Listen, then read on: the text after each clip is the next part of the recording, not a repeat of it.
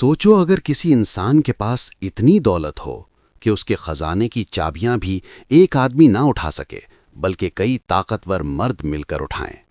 جب شہر کے لوگ اسے گزرتا دیکھیں اور ان کی آنکھوں میں حیرانی بھی ہو اور حسرت بھی۔ لیکن پھر ایک سوال، کیا ہر دولت رحمت ہوتی ہے یا کبھی کبھی یہ اللہ کی طرف سے سب سے خوفناک امتحان بن جاتی ہے؟ اس کہانی کا مرکز ایک ایسا انسان ہے جس کا نام سن کر لوگ کہتے تھے یہ تو قسمت کا بادشاہ ہے، مگر آسمان میں ایک فیصلہ لکھا جا چکا تھا۔ یہ کہانی صرف سونے اور چاندی کی نہیں، یہ کہانی ہے غرور کی، یہ کہانی ہے تکبر کی، اور یہ کہانی ہے اس دولت کی جو انسان کو اللہ سے غافل کر دے، اور جب وہ کہہ دے مجھے جو کچھ ملا ہے میری سمجھ اور ہنر کی وجہ سے ملا ہے۔ اس لمحے انسان زمین پر ہوتا ہے لیکن اس کا غرور آسمان سے بات کر رہا ہوتا ہے۔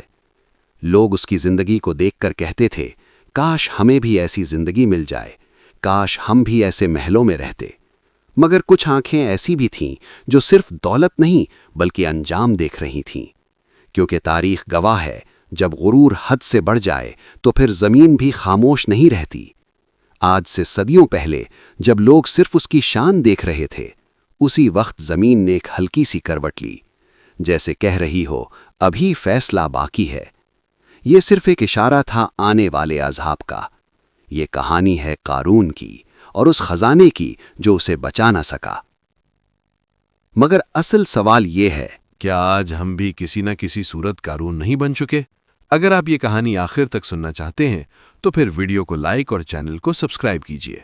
اس کہانی کا کردار کوئی عام انسان نہیں تھا، یہ وہ شخص تھا جو اپنی قوم میں پیدا ہوا، اپنی قوم کے درمیان بڑا ہوا اور پھر اپنی ہی قوم کے لیے فتنہ بن گیا۔ اس کا نام تھا قارون۔ قارون کا تعلق بنی اسرائیل سے تھا، وہی قوم جس میں اللہ نے انبیاء بھیجے، وہی قوم جس میں حضرت موسیٰ علیہ السلام اللہ کا پیغام لے کر آئے۔ اور یہاں ایک حیرت انگیز بات، قارون حضرت موسیٰ علیہ السلام کا قریبی رشتہ دار بھی تھا۔ یہ کہانی ہمیں مصر کے اس دور میں لے جاتی ہے جب فرعون کا نظام چل رہا تھا، جب ظلم عام تھا اور جب دولت اور طاقت انسان کی قیمت طے کرتی تھی۔ اور اسی نظام کے بیچ قارون کا نام ایک مثال بن چکا تھا۔ لوگ کہتے تھے اس جیسا امیر ہم نے کبھی نہیں دیکھا۔ اللہ نے قارون کو اتنی زیادہ دولت دی تھی کہ اس کے خزانے صرف سونے چاندی سے بھرے ہوئے نہیں تھے، بلکہ ان کے تالے اور چابیاں بھی اتنی بھاری تھیں کہ کئی طاقتور مرد مل کر انہیں اٹھاتے تھے۔ یہ ساری دولت قارون کی محنت کا نتیجہ نہیں تھی، یہ اللہ کا عطا کیا ہوا رزق اور امتحان تھا۔ لیکن قارون نے اس حقیقت کو ماننے سے انکار کر دیا۔ وہ غریبوں کو حقیر سمجھنے لگا۔ قارون کے محل شہر کے سب سے بلند مقام پر تھے، ریشم کے کپڑے، سونے کے زیور اور ہر طرف شان و شوکت کا سلسلہ۔ لوگ جب اسے دیکھتے، کاش ہمیں بھی ایسی زندگی مل جائے۔ قارون سمجھنے لگا کہ دولت ہی اس کی قوت ہے اور قوت ہی اس کا سہارا۔ اسے کیا پتا تھا کہ جس زمین پر وہ اترا کر چلتا ہے، اسی زمین کو ایک دن اللہ کا حکم ملنے والا ہے۔ کبھی کبھی اللہ انسان کو فوراً نہیں پکڑتا، اسے موقع دیتا ہے، موقع کہ شاید وہ پلٹ آئے، شاید اس کا دل لرز جائے، اور قارون کو بھی یہ موقع دیا گیا۔ اس کی قوم کے کچھ لوگ، نہ امیر نہ بادشاہ، صرف سمجھدار اور اللہ سے ڈرنے والے لوگ اسے سمجھانے آئے۔ انہوں نے غصے سے بات نہیں کی بلکہ نرمی سے بولے، قارون اتنا اتراؤ مت، اللہ کے دیے ہوئے مال پر غرور مت کر، جو اللہ نے تجھے دیا ہے اسے آخرت کے لیے استعمال کر۔ یہ وہ الفاظ تھے جو پتھر کو بھی پگھلا دیں، لیکن یہ الفاظ قارون کے دل تک نہیں پہنچے۔ تم مجھے سکھاؤ گے؟ تم جیسے لوگ مجھے بتائیں گے کہ دولت کیسے سنبھالی جاتی ہے؟ اور پھر وہ جملہ جس نے اس کی قسمت پر مہر لگا دی، مجھے جو کچھ ملا ہے میری عقل اور میرے علم کی وجہ سے ملا ہے، اب دفع ہو جاؤ ادھر سے۔ اس پہ ایک جملے نے اللہ کو نکال دیا اور نفس کو تاج پر بٹھا دیا۔ یہ صرف غرور نہیں تھا، یہ شکر کا انکار تھا۔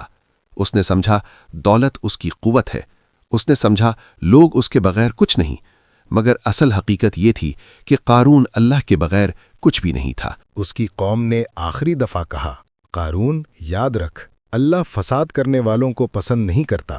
مگر قارون ہنس دیا۔ اس دن قارون شہر میں نکلا، لیکن عام انسان کی طرح نہیں۔ ریشم کے کپڑے، سونے کے زیور اور ہر قدم پر شان کا اظہار۔ लोगों की नज़रें उस पर जम गईं। दौलत ने उसे सिर्फ अमीर नहीं बनाया था, दौलत ने उसे नशे में मुब्तला कर दिया था। वो चल रहा था जैसे ज़मीन उसकी है, जैसे लोग उसके हैं, जैसे किस्मत उसकी ग़ुलाम है। मगर हर आंख अंधी नहीं होती। कुछ लोग खामोशी से बोले, ये दुनिया सिर्फ इम्तिहान है, लेकिन उनकी आवाज़ दौलत के शोर में दब गई। कारून को एहसास तक नहीं हुआ कि दौलत का ये नशा उसे किस कदर करीब ले आया है तबाही के। और फिर वो लम्हा आ गया। कारून अपनी शान के साथ खड़ा था। महल, दौलत, खजाने सब उसके गिर्द मौजूद थे। अचानक ज़मीन लर्जी, लोग घबरा गए। किसी ने कहा, ये क्या हो रहा है? कारून ने भी नीचे देखा, मगर अब बहुत देर हो चुकी थी। ज़मीन फट गई। कारून के कदम आहिस्ता आहिस्ता ज़मीन के अंदर धंसने लगे। उसका चेहरा पहले जर्द पड़ा, फिर आंखों में डर आ गया। वो चीखा, मदद मांगी, लेकिन आज न दौलत बोली न ताकत। कारून का जिस्म आधा ज़मीन में था, आधा दुनिया में। वो हाथ उठाकर कुछ कहना चाहता था, मगर अल्फाज ज़मीन के बोझ तले दब चुके थे। जब अल्लाह का फैसला आ जाए तो कोई हाथ मदद के लिए आगे नहीं बढ़ता।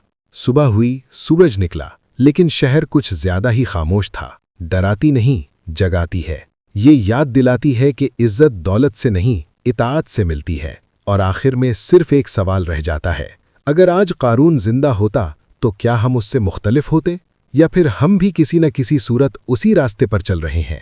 आखिर में सिर्फ इतना कहना चाहूँगा कि अगर आपको इससे कुछ सबक मिला हो तो चैनल को ज़रूर सब्सक्राइब कीजिए, ताकि मुझ जैसे नाचीज़ इंसान को भी आगे वीडियोज़ बनाने की हिम्मत मिले। फ़ी अमानिल्लाह।